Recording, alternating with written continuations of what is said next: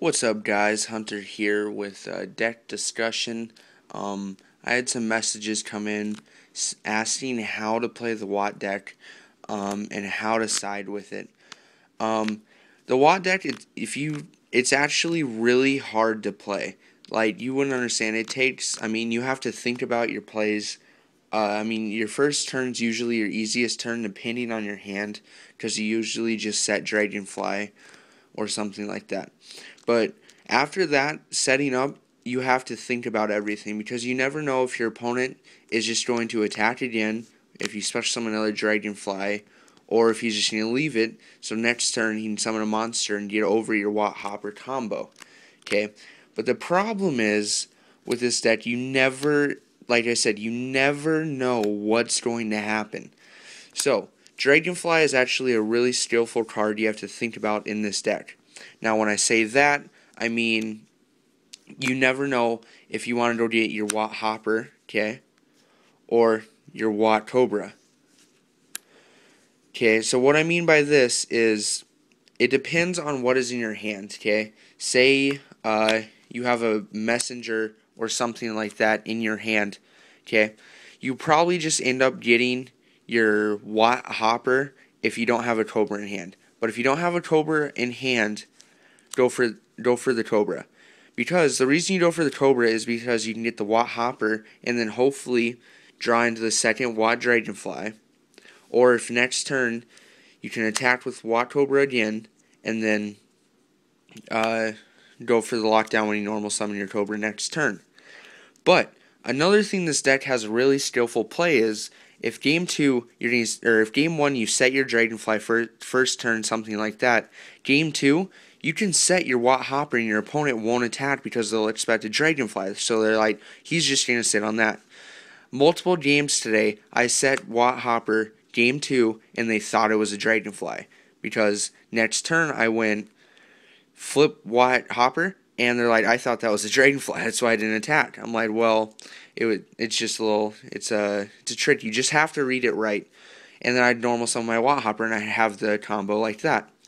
But it's also really skillful because Watt Hopper, or not Watt Hopper, but Watt Cobra. Watt Cobra just really, it just depends. Like if your opponent has X-Seeds or outs, or a Veiler, something, Watt Cobra, it's really good. It attacks directly and does all that. It searches, but it's a hard card to play. You can't just summon it attack, okay?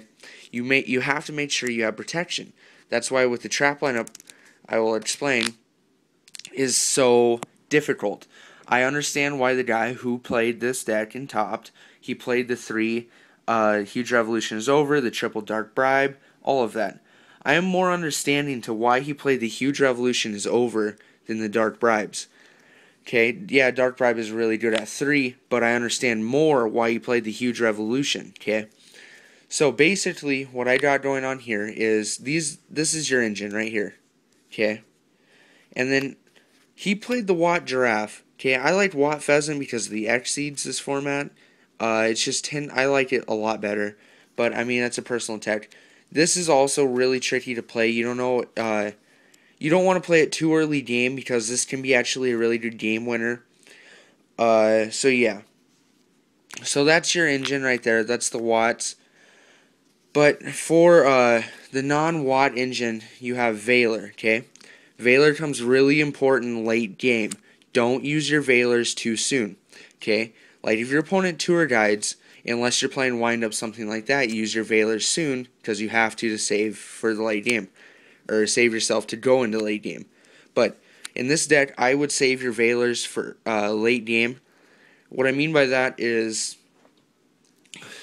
say your opponent summons tour guide, you can Veiler first turn. I don't like Veiler tour guide turn 1. I usually let them see what they do.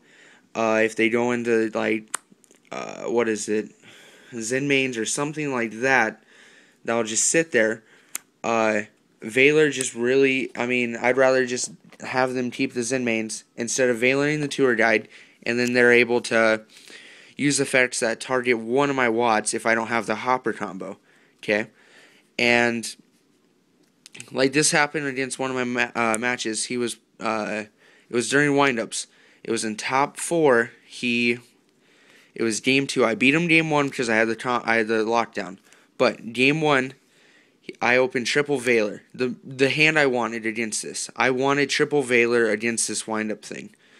It was wind-up Monster Mash, but I wanted triple Valor. After I played the second Valor, he scooped. So that's a sign to, that's the only deck you want to play Valor early in this deck. Another card, Doors. Doors is more of only a first turn thing. Like if you're going first, you can summon or just like if you don't have a good hand and you need something to start off to get a beater, you can just draw and then pass.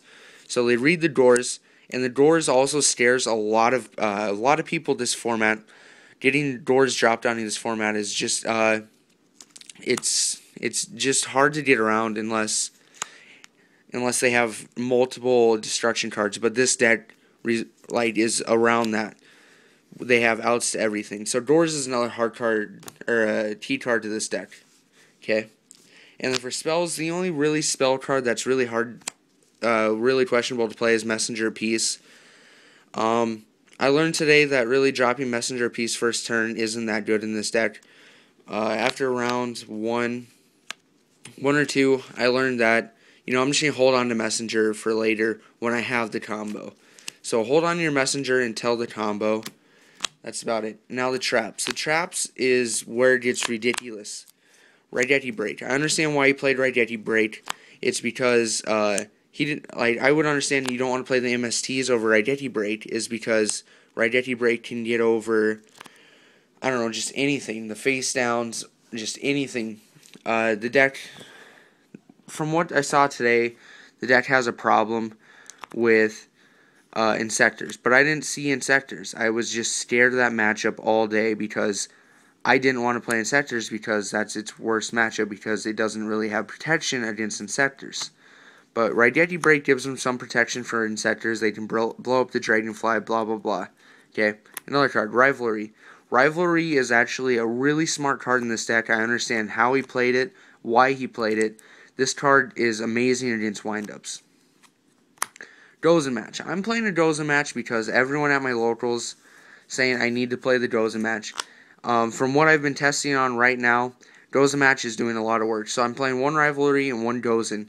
Dozen's doing really well. Triple Dark Bribe. Your bribes are mainly for the Torrentials, the Dark Holes, the Heavies, stuff like that, to make sure you can get your combo off. Okay? And then, of course, you got the Huge Revolution is over. I usually saved this for the Torrential, the Black Rose play, the Judgment Dragon plays, stuff like that. Solemn, really self-explanatory in this, but it's still really skillful to use this format because there's a lot of OTK or a lot of high beater stuff going around. Okay, and then Phoenix Chain, save this for the Judgment Dragons, the Catasters, everything like that. Ceasefire. Ceasefire is really good. From what I was testing, I was going to play it today, but I didn't because I took it out. So I wanted to play card for card, just see how it worked. Ceasefire, there was Game 3 in Finals. He was at 200 life points, and he just came back because it was Heretics. It's what they do. Ceasefire is, I feel it's good because it makes your opponent with this deck just spams the field. So if you don't have the Rivalry or Dozen, or even if you do, they can still spam. Ceasefire will do damage. It does that extra damage that you need with these Watts.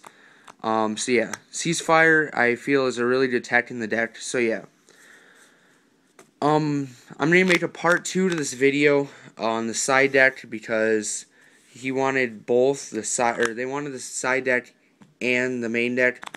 So go to part 2. So yeah, see you guys.